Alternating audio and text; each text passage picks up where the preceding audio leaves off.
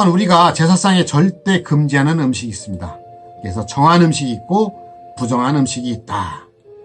씨 없는 과일은 제사상에 놓지 않고 있는 것을 혹시 여러분들 아시는지요?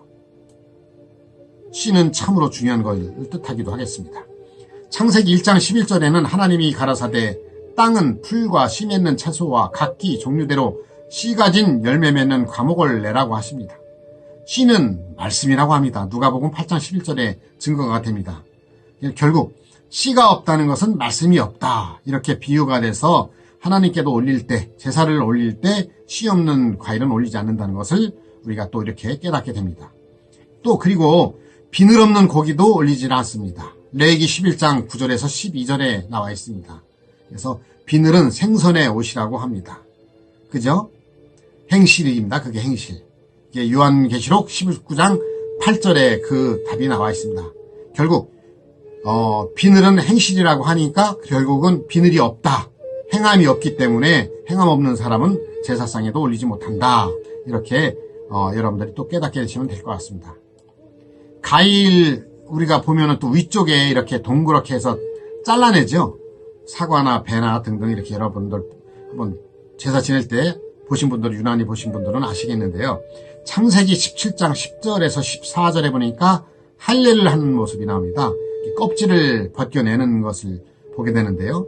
또한 로마서 2장 27절에서 28절에 보니까 육신의 할례를 받지 말라. 예레미야 4장 4절에 보니 마음 가죽을 베어라. 단단한 껍질을 벗기고 하나님께 속하라는 뜻으로 되어 나오고 있습니다. 그러니 그 이유는 경선은 읽어도 알지 못하기에 귀를 열고 마음을 열어 깨달으라는 의미입니다. 그러니까 단단해진 이런 각박한 마음을 열으라는 의미로 비유에 대해서 여러분들이 깨달으시면 될 것 같습니다. 우리가 근데 이제 또 지방이 굉장히 중요하죠. 맨 끝부분에 이제 지방을 써서 붙이게 되는데 현고, 학생, 부군, 신이 이렇게 현비 이렇게 해서 또 하죠. 남자를 현고라고 합니다. 그 다음에 여성분을 여자라고 해서 현비라고 합니다. 이게 현자는 나타날 현자고 학생은 배워야 살 수 있다. 부군은 왕의 자리를 말합니다. 베드로전서 2장 9절과 요한계시록 1장 6절에 나옵니다. 배움을 통해 왕 같은 존재가 되기를 염원하는 의미입니다. 신의는 신의 자리에 서다 이렇게 되어 있는데요. 현고, 학생, 부군, 신의는 고인이시여 배워 다시 살아 왕이 되어 신의 자리로 나타나소서 하는 염원하는 뜻에서 현고, 학생, 부군, 신이라고 쓰여지고 우리가 쓰고 있는 것을 여러분들이 생활 풍습 중에서 알고 계셔야 될 것 같습니다. 또한 우리가 동지가 되면은 동지 팥죽을 먹고 뿌리는 그런 풍습이 있습니다. 여러분들 해보셨는지요? 동지 팥죽 맛있지 않습니까? 팥죽은 그 피색깔을 뜻하죠. 팥죽을 뿌리면 귀신을 쫓는다는 풍습은 구약성경 출애굽기 12장 21절에서 24절에 피를 뿌림으로 재앙이 넘어가는 의미를 가지고 있기 때문에 동지 팥죽 먹고 뿌리는 풍습, 시기적으로도 그게 유월을 하기 위한 모습을 여러분들이 알 수 있을 것입니다. 또한 귀신은 경문에 붙이는 풍습이 있습니다. 경문. 귀신을 잡을 때 경문을 붙이게 되면 귀신을 잡는다고 하죠. 우리가 여러분들 영화를 혹시 보신 중에 강시 보셨죠? 강시. 강시가 막 돌아다닐 때 이마에다가 부적을 붙이면은 멈추고 잡게 되죠. 요한계시록 12장 11절에 보니까 그 귀신을 잡는 것을 증거하는 말로 귀신과 싸워 이긴다고 증거가 되고 있습니다. 또한 여러분들 예전부터 보신 분들 보셨겠습니다만은 부모님들이 부적을 집안 중요한 곳곳에 붙여놓고 귀신 물러가라고 하는 그런 여러 가지 풍습을 우리가 보기도 했습니다. 또한 무덤에 술 뿌리는 풍습이 있습니다. 이것도 또한 성경에 있는 말씀이 응해지는 겁니다. 이사야 25장 6절에 보니까 죽은 사람이 말씀을 듣고 다시 살아나길 기원하는 풍습인데요. 부활하길 원하는 풍습이라고 합니다.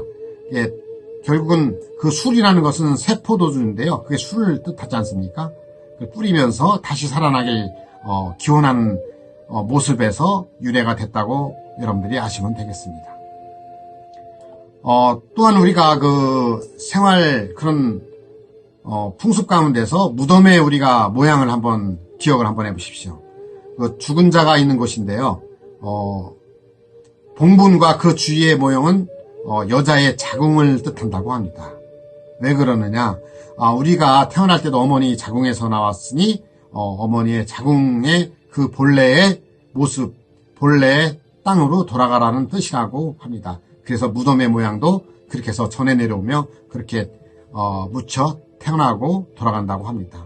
이게 에스겔서 37장 12절에서 14절에 보니까 영적 무덤에 대한 그 말씀이 있고, 마태복음 23장 27절에 보니까 그 무덤은 서기관과 바리새인들을 뜻한다고, 회칠한 무덤 같은다 이렇게 비유로 말하고 있습니다.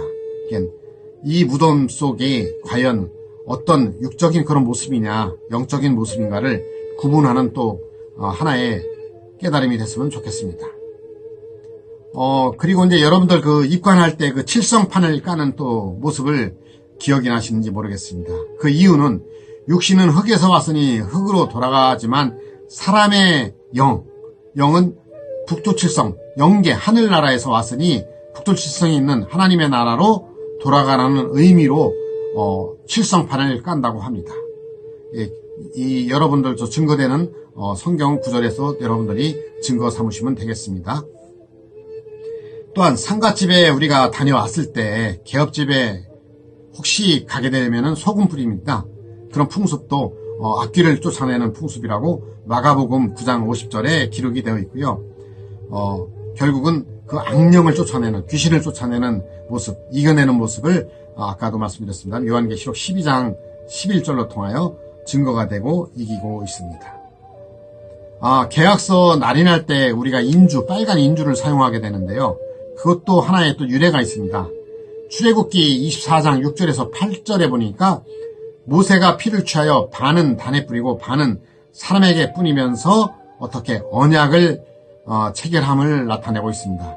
결국은 하나님과 사람과의 언약을 상징한다 해가지고 계약서 날인할 때도 빨간 인주로서 날인하고 도장을 찍게 되는 것을 여러분들이 아시면 되겠습니다. 이런 모두한 모습들이 로마서 1장 19절에서 20절을 보니 이는 하나님을 알만한 것이 저희 속에 보임이라 하나님께서 이를 저희에게 보이셨느니라 창세로부터 그의 보이지 않는 것들 곧 그의 영원하신 능력과 신성이 그 만드신 만물에 분명히 보여 알게 되나니 그러므로 저희가 핑계치 못할지니라. 이런 모든 모습들이 우리의 풍습 속에 하나님의 그 뜻이 숨어 있는 것을 깨닫으라고 여러분 또 전해드리고 있습니다. 우리 생활 속에 감춰진 하나님의 능력과 신성을 만물 가운데서 찾아서 몰랐다, 믿지 않았다 이렇게 하지 마시고 다른 신을 믿었다라고 핑계치 마시기를 분명히 지금 이 시간 전해드리겠습니다. 그러면서 요한복음 17장 3절에는 이런 말씀이 있습니다. 영생은 참 하나님과 그의 보내신 자 예수 그리스도를 아는 것이다. 참 하나님이라 하셨으니 가짜 하나님도 있습니다. 여러분들이 지금까지 살아오면서 그 풍습 속에 숨겨놓은 하나님의 비밀이 과연 무엇인지 아셔야 되겠죠. 참 하나님과 거짓 하나님을 분별할 수 있어야 됩니다. 2000년 전 예수님은 하나님을 믿는 유대인들에게 왜 너의 아비는 낙이다 하고 요한복음 8장 44절에 말씀하셨는지 아시는지요? 그래서 믿는 것이 아니고 알아야 된다고 호세아 6장 6절에 말씀하고 계시는 것입니다.